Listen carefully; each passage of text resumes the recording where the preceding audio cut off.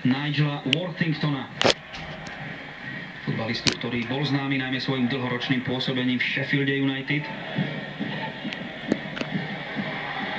Durica pred Davidom Healeym. McCann. Opäť McCann, Healey. Naši zoradení v obranných šíkoch. Škrtel vyhral súboj. Pozor na tú šancu. Peterson. Škrtel musí odkopávať.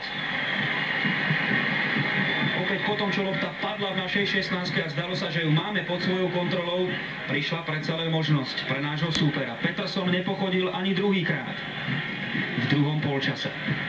Stoch. Opúnek. Zabavník. Štrba.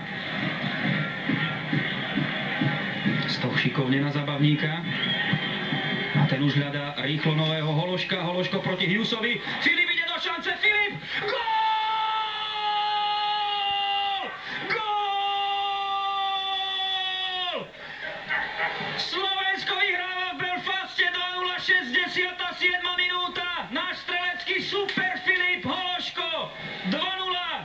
Aaron Hughes sa červená.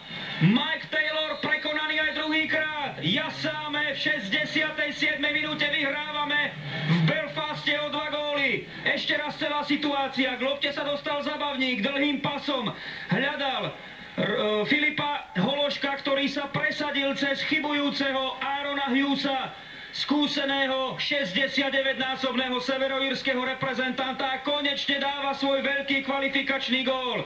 Filip Hološko a jeho prvý presný zásah v bojoch o záverečný turnaj 19. majstrovstiev sveta.